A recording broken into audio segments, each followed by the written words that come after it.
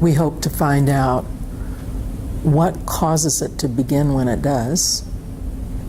We don't know why language begins somewhere between 12 and 24 months. That's when children begin to talk, and we think of that as being the beginning of language.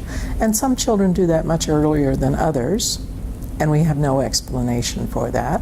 So this study will help us sort out some of the reasons why language starts on time and when language starts a little bit later. It will help us learn more about what the change looks like as children grow from 2 to 4 to 6 to 9 to 14 years of age, and their language grows with them. It'll help us know ways to plan for change. So for those children who do start late, we'll learn a little bit about why some of them go on and catch up with everybody else and other ones don't.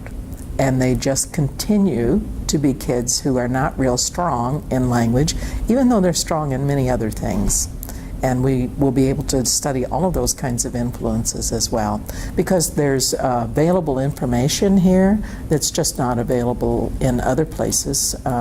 Western Australia is deservedly well known around the world for these wonderful longitudinal studies.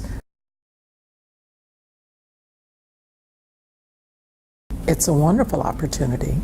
The National Institute of Health is providing funding for another 5 years, and with this leg of the study, we'll be able to study the twins until they're 14, up into 14, so we'll have them as adolescents.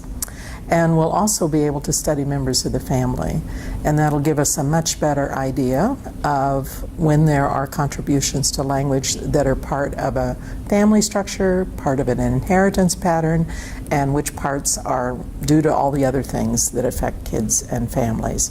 So it's a wonderful opportunity. It's a rare opportunity, and we have families here who are quite wonderful to work with, but also it's rare that we're able to follow these children from 2 years of age, actually 1 year of age when we started, up through 14, and we're going to be able to study the twins as pairs of children and then compare them to their siblings, and we'll learn about their mothers and fathers and other members of the family as well. It's remarkable.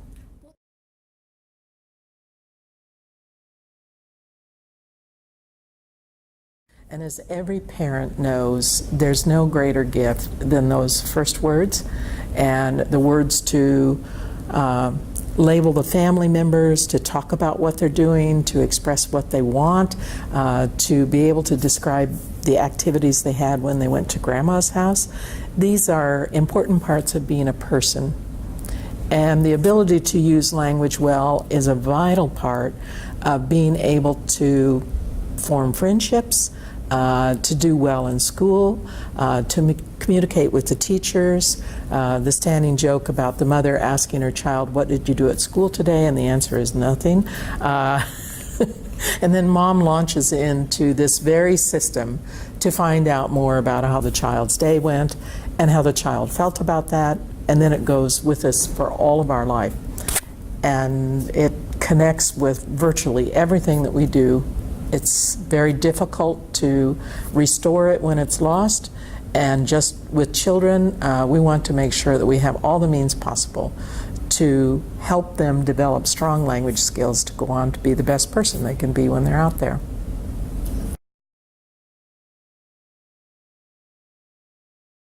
The information is much, much larger than the other twin studies that have been carried out, is one way to benchmark it. Because we've been in an unusual opportunity to do direct evaluations of the children from the get-go.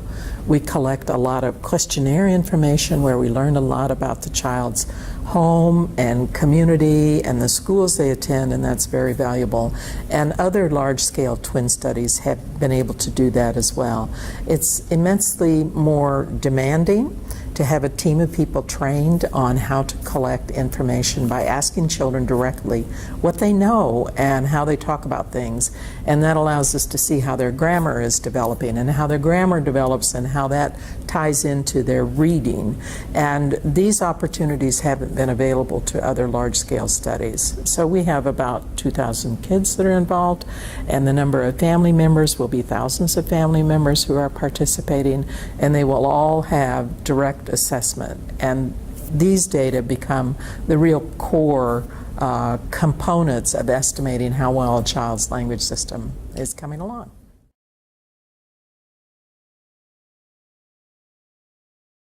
Oh, they're essential. We just couldn't do it without families who are willing to contribute their time and their effort and participate with us. And it becomes a story of how families and children are able to get into the language system and how they manage as they move through school and how the twins manage relative to how single-born kids do. It's all about the families. And the research team takes very seriously that we're the custodians of the information. Our job is to tell this story accurately and to tell the story in a way that the twins of the future and the children of the future and the families of the future are going to be able to benefit from the information that we're able to put together.